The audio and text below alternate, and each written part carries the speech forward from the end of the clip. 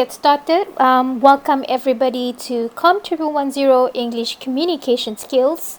This is week 13, 1-3. How are you guys feeling? How does it feel to be in week 13? I understand that it can be quite a pressure in a way that you guys have a lot of assignments to do and you are at home and it's not helping because if you were at uni you can there's not much distractions as it is, and you can see your friends, you can meet up with your group mates, and you can chase them if you see them anyway at the campus. And I totally understand you guys, how you guys feeling right now, so thank you so much for coping very, very well. Okay, so if you have any concerns or any kind of problem, please let me know. Okay, so let's see. Can you please tell me, obviously you cannot, but just a reminder on what or which kind of assignment is due this week. Can you tell me which one is it due this week? So this week what you guys owe me is your report writing, and next week what kind of assignment that is due next week. You have to give me your oral presentation videos. Okay, alright, so let's see what are the remaining assessments for your COM1110. Now as you can see, the one that I crossed out in red colors are all done and dusted. So basically you have finished 30% of your course marks. So if you have not yet done any of these assessments, please inform me as soon as possible. This is very, very important, very crucial. I swear to God, I'm not going to be mad at you. Just let me know if you haven't done any of these assessments. Test 1, Test 2, or even if you did not submit your reflective essay, please also let me know. Alright, so this week, today you have to give me your report writing. This is a group work, 20%. Only one person submit to me, submit in week 13's folder before midnight tonight. And also your oral presentation next week is due on Monday. Okay, so your final examination has been decided. It will be on 2nd of May 2020, 2 p.m. to 5:15 p.m. It's going to be 3 hours and 15 minutes. Now, I understand that some of you guys emailed me saying that the exam center told you guys it's only 2 hours, that it has been decided that it's going to be 3 hours instead of 2 hours. So it's still going to be 3 hours. I think the exam center will update you guys on the time again. Okay, so I really recommend you to do it in a, obviously you have to do it using a laptop, because it's not going to be the similar format like you guys did in your test 2. I will be giving you guys a Word document where you have to that consists of the questions, and you have to type your answers in a Word document, basically. Okay, so that is the final examination. I will talk about your final exam during your study week. I have allocated specific times, and I will be posting an announcement on it together with the link on the open session. During this open session, I will be talking about some tips on your final exam, which are very, very important, and as well as how to effectively cite. So some of the questions, some of you guys might want to look at if you guys want to look at some of the words or some of the resources that you found online, how can you properly cite it? And I'm going to talk about it in final exam, because if you were caught copying from the internet, you are committing a plagiarism, which is an academic offense. So I'm going to talk about the tips on how to avoid getting penalized because of that for your final exam during the study week. Okay, so we're going to talk about it later, but today just my aim for today is just basically finishing with our syllabus business writing today. Okay. All right. Reminder about your report assignment. If you wanna submit your assignment, just go into week 13. Click on these buttons here, and please remember that only one person from each group has to upload this report. I don't need everybody to upload it because I'm eventually going to read the same thing. And do not forget to write your group member's name. That's very, very important. In the cover page, please write all of the group members' names because you guys will be having the same marks as well. Okay. Now, I want to show you guys some examples on the oral presentation because I've had some questions. People ask me about how to do it. All right. So I'm going to show you guys an example from my other class. Okay. So I hope you guys can see. This is perhaps your senior. Okay. Now this is an example so you can see it.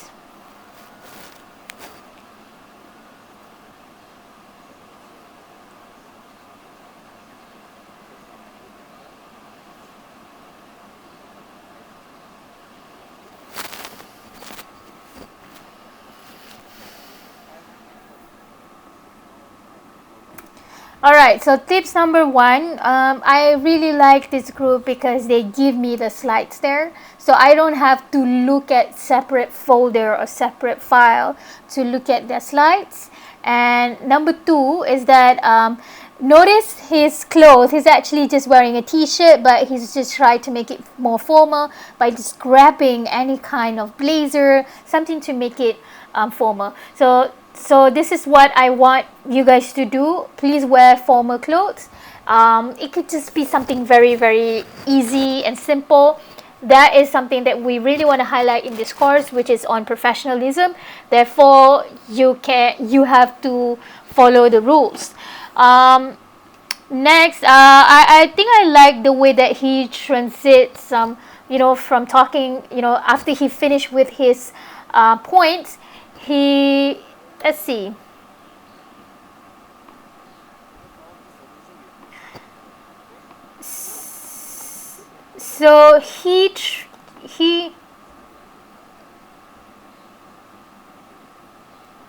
So he sort of like tell, okay, after this I have another member or will be continuing my speech on our presentation on blah blah blah. So this is very nice. It has very good flow on it. So this is an example of presentation that I want you guys to do. Okay, so what's also nice about this oral presentation as compared to face-to-face presentation is that the recording is all up to you guys. If you guys feel that you're not satisfied with it, you don't like how the lighting, or maybe you don't like how you sound, you can simply re-record it and then compile it. So remember, everybody has to compile, and one group only one single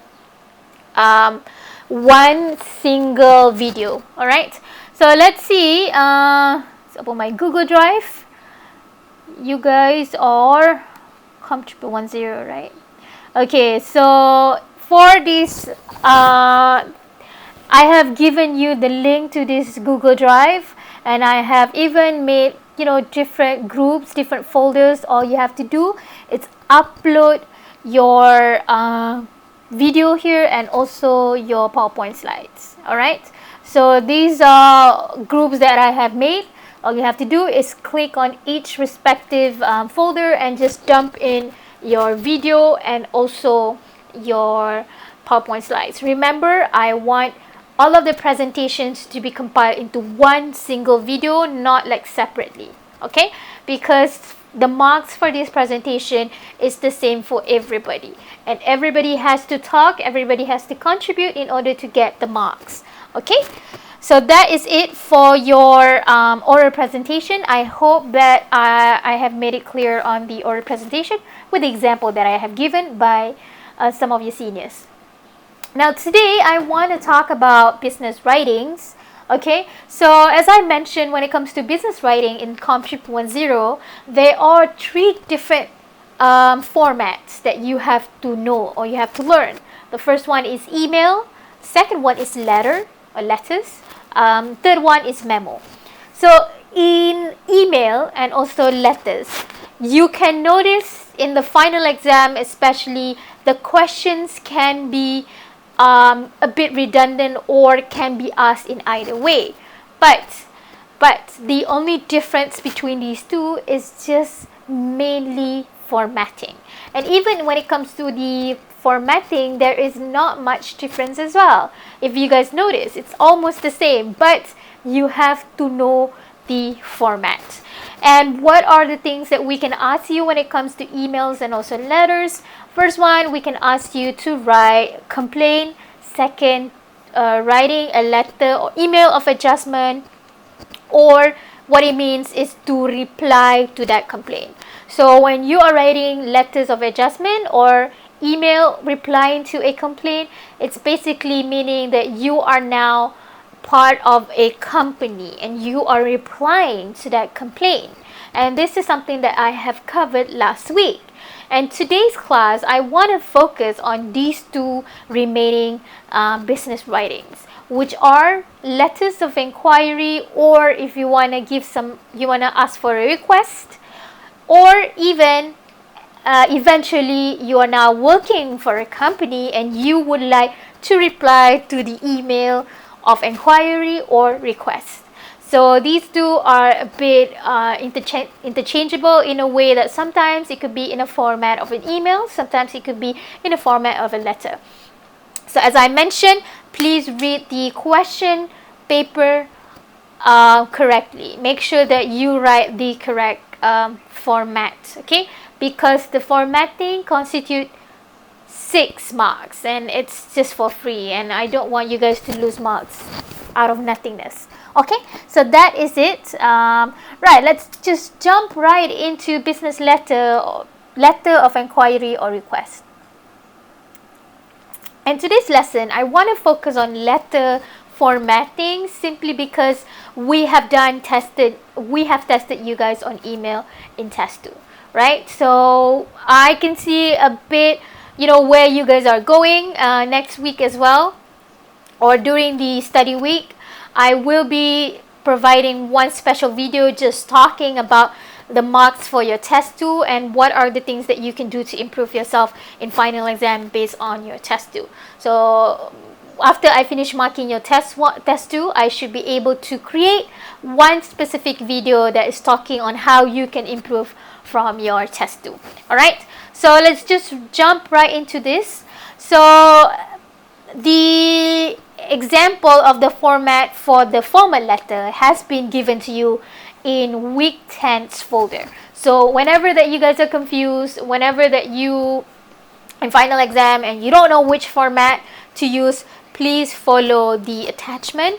It's very simple and very straightforward. So it's quite similar in terms of organization with email as well. First one is very, very important for you to have recipient name and address. Second is date. Third is your own name and address. Your salutation could be dear sir or madam, something that is very, very general, especially when you are writing to somebody who you do not know. For example, you want to submit a letter to the general manager of a hotel which you do not know if that person is a male or a female. You can go very general by doing this, dear sir or madam. Right, so introduction, it's very similar thing to email. The first thing, you always have to write the objectives onto why you are writing this email. The message and body paragraph is always divided in different paragraphs according to the list of things that we ask you to do. Okay, in your final exam, we will give you what we want. Okay, so for each requirement of the question there, please make it into a separate paragraphs. Okay. Next is closing. Closing is very simple, very easy. All you have to do is just copy this sentence just basically copying this sentence itself. I look forward to hearing from you soon. Why is it to hearing, not to hear? Hearing here is a form of gerund. It's also a noun. It's I look forward to hearing from you soon. Yeah, so it's a bit complicated, but it's a gerund, and this is just how it goes with the grammar. Sometimes it's something that you cannot thoroughly explain. Okay. Next is leave taking. So there are different ways of giving leave taking. You can say yours sincerely, comma, or you can say best regards. You can say true your regards, something very easy. Okay, so if you're doing anything that starts with yours, please do not forget there is an S here. Okay, this is an S here, so please do not forget that, and please make sure that you write a comma right next to sincerely or regards or anything that you guys have chosen. Okay, signature as comparing email and also letters is that in letter you don't have, in email you don't have an actual signature, but in the formal letter, very strictly that you have to give us your signature. And then you're gonna ask me, but Miss, how do we write signature in your Word document? It's very easy. All you have to do is just find any kind of fonts that look cursive, that looks like it's a sign, and show a different kind of font so that we know that that is your signature. Then after your signature, write your full name, position, company, and a bit of contact details if you think that it's necessary. Okay, so this is the format of it. If you want to look at the example, have a look at week 10's folder. Okay. Alright, now let's talk about letters of inquiry. Letters of inquiry often trying to describe what you want and why do you need it. So sometimes the rule of thumb is basically the more unusual the request that you want, the more convincing that the reasons has to be. Okay. Now you might want to ask me, when would you use this? So first one is when you want to write letters of inquiry or you want to ask for something. So for example, you are representing certain club and you want to gather some information on an item or an event or a situation, and you wanted to borrow like some stuff from INTI IU, for instance. So the reasons that you want to ask for that things should be logical and suitable to the question that is given. And also, when you are writing this, one of the important things that you have to note and take and highlight is on the time factor. Okay, so if you want to use it in May, you should email or you should write it earlier, maybe 1 month before, in order for you to secure the item for your usage. Okay. Secondly, you can even use this knowledge to write letters to request something. So request something could be in a form of borrowing or even to buy something. Okay. So when you want an item or a place, okay, you should write why you need to use it, and also, as I mentioned, the date must be very specific because we need to know on the availability of that item itself. Thirdly, you can use this for writing letters of reimbursement. So writing letters for reimbursement, what is reimbursement? Reimbursement is when you want a money that you have spent on.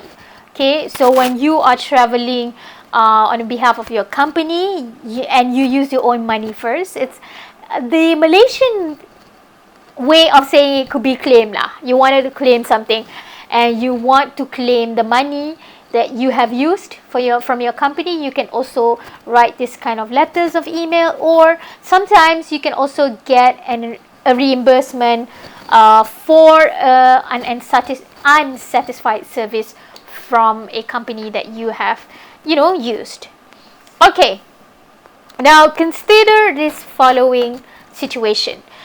You now is a secretary for Inti Ayu's Adventure Club, and what this club, they wish to organize a gathering for its club member on Sunday 8 p.m.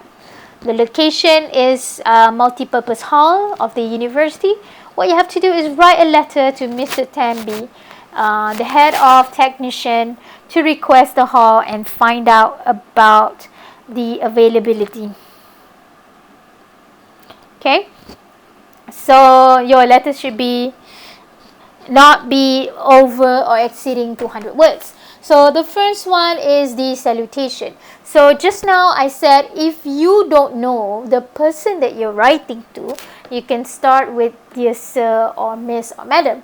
But if here right now in the instruction it already mentioned to you what is the name of that person, this is Mr. Tambi, obviously he's a guy, so you can immediately start the salutation with his name, dear Mr. Tambi. Okay, all right. The next thing is the introduction. So in your introduction is when you write all of the objectives on what you want to achieve in this letter. So obviously you have to describe what is it that you want. So some of the common or good phrases that you want to use are, I would like to inquire on blah blah blah blah, I'm writing to request for delivery, I'm writing to inquire whether blah blah blah blah is available or not, I would like to utilize university's facility on library rooms, for example. Okay, now here comes your body paragraphs. Now I noticed in your test too, a lot of the students, when we ask you guys, for instance, let me show you, your test paper. I don't have it here because this is a different laptop. So in your test too, what you guys are showing me are very general. Okay, so when you're doing something very general, you won't get much marks on it. You can't just say things, you have to elaborate as well. So that is why I thought you guys in this video and also in previous videos as well on how can you spice up your explanation. So before this, I taught you guys on cause, effect and solution when you're writing complaint letter. Now I want to teach you on 3W technique. So 3W technique, the first one is what is it that you want? Is it you're asking a question, or are you requesting for an item, or are you requesting for information? Second W is why. Why do you need it? Explain and provide details. Third, when do you need the item or information? When will you require the item? So everything when it comes to when is always about the time. Okay? Now, let's see an example of this. This is very, very important, ladies and gentlemen. Please listen to this very carefully because I'm not seeing this in your test. So in your test, when I ask you to inquire something, you guys only, I want this. And it's just one single sentence and it's wrong because it's not wrong. You won't get much marks in it. Okay. So here, have a look. The Adventure Club would like to organize a gathering for its members. So that is answering what? The club has at least 300 members attending the event, and the usual club meeting will not be able to fit such a number. That explaining into why. Early confirmation on the permission to use MPH would be appreciated, preferably 1 week before the day of the event. So we want to know if MPH is available or not, and we would like to know 1 week in advance before the day of the event so that we can distribute and tell our club members about it. Okay, so that is explaining on when do you want it. Okay, so please remember to use this so that you can get more marks when it comes to your explanation, which are very, very lacking in your test too. Now, one of the ways for you to make it really nice in your letter would be trying to itemize your entries. Okay, so this is a very, very good way, especially when you are writing something too long. Okay, so when you're writing something too long, sometimes it's not good as well, because we're missing out the important things. So itemizing entries is a good option for this. So have a look at an example here. The Adventure Club would like to request the full use of multi-purpose hall on what date, what time, what day.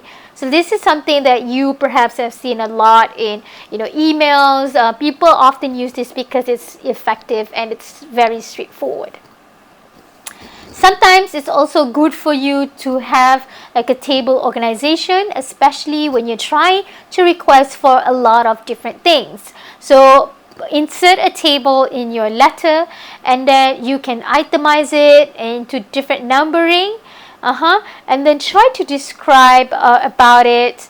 Okay, and then how many items do you need, and maybe some remarks on it. Okay, so in closing, you need to write very obviously, you need to thank the person who is helping you with this. You also try to request, for prompt reply from the reader. Try to give some common expression like thank you so much for your time, I hope to hear from you soon, thank you very much for your kind assistance. Then you need to sign off. So as I mentioned, in letter you need to write your signature. Okay, alright, now what I want you to do, I want you to pause this video and I want you to tell me what is the format of a formal letter. Okay, pause this video, take out a piece of paper and a pen, and you know the drill, what we always do in class. Okay, so now I want you to write the format of a formal letter. Please do that.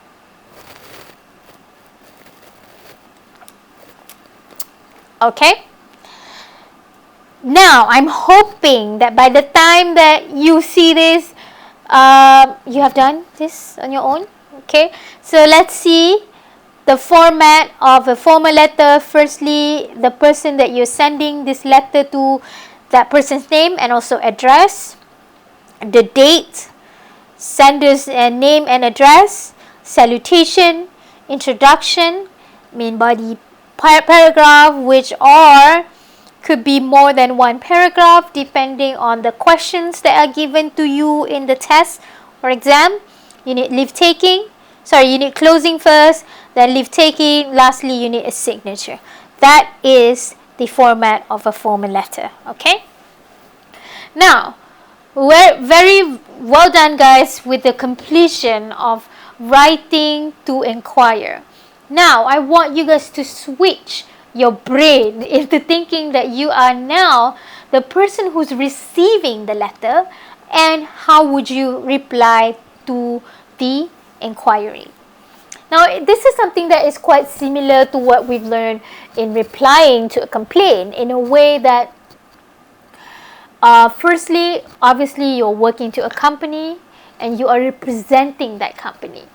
Secondly, all of the replies should be very personalized in a way that it depends on the original letter that was given to you. So in your test sometimes, so in your final exam, we will give you maybe an example of what other people have, a complaint that was given by somebody, or even an inquiry that was given by somebody. So you have to specifically respond to that particular complaint or particular inquiry. Okay, the same thing goes here. The first one, you need to give us a bit of introduction. How do you do it? By telling us who you are, what is your position, who do you work for, and secondly, you have to acknowledge the receipt of the letter, referring to reference number, blah blah blah blah blah blah. And then you also, the last sentence is something that is very professional. As a professional body, you have to do this. You have to give assurance, okay, that you will help to answer to the inquiry that was asked by the sender. Okay, in the main body paragraphs, you have to acknowledge the request. You have to tell if you are able to give the access or to grant the permission or the request. Also, you have to give a bit of time factor. All right. Lastly, in conclusion, definitely always thank the sender for the letter. Show them that you appreciate them contacting you, and try to work with the sender.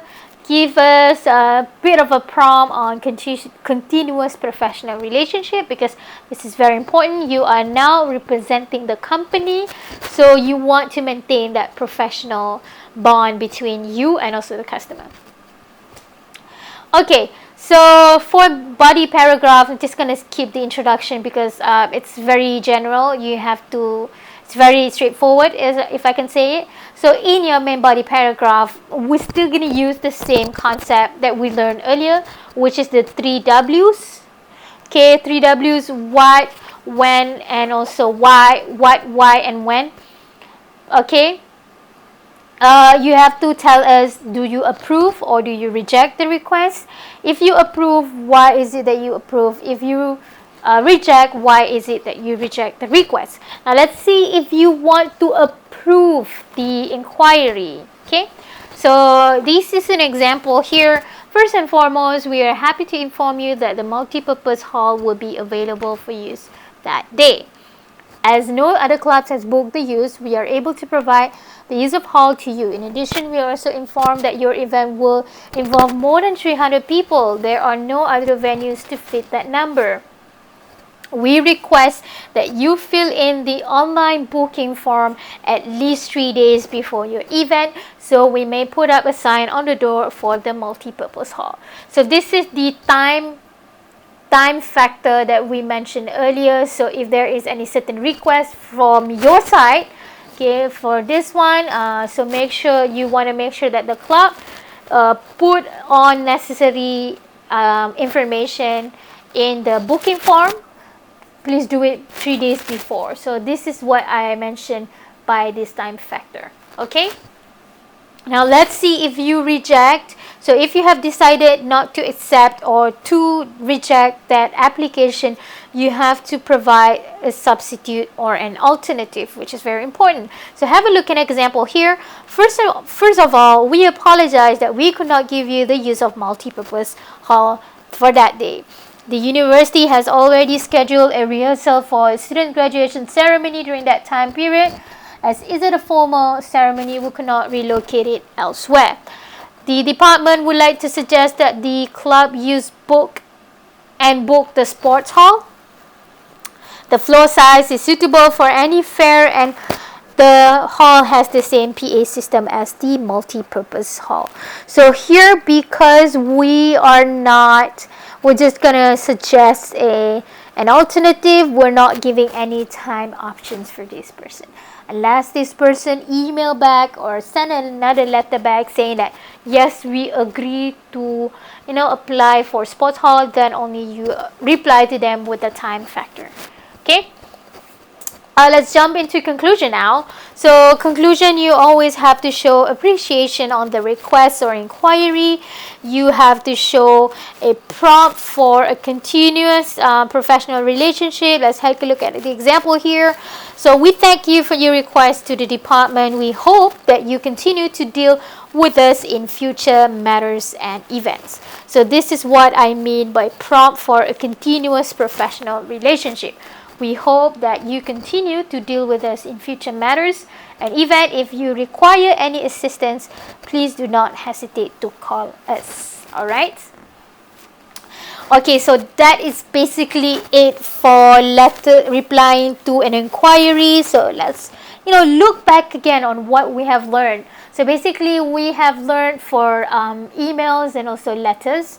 We're done talking about emails for complaint, adjustment, or replying to complaint, letters of inquiry, requests, or reply to the inquiry or request. So basically, we're done with email and letters. We are only left with memo, which is next week. Okay, So next week I'm going to talk about memo, and then we are going to do a bit more. I'm going to do a video on your test 2. I'm going to show you guys what is it that lacking so that you can improve before you go for your final exam and during your study week. Hopefully I can give you guys some tips to prepare you guys for your final exam. Okay, thank you so much for joining me this week. See you guys next week, and good luck with your assignments. Okay, so please do your report, and also your oral presentation is due next week on Monday. Thank you so much, guys. Thank you for tuning in with me. Take care.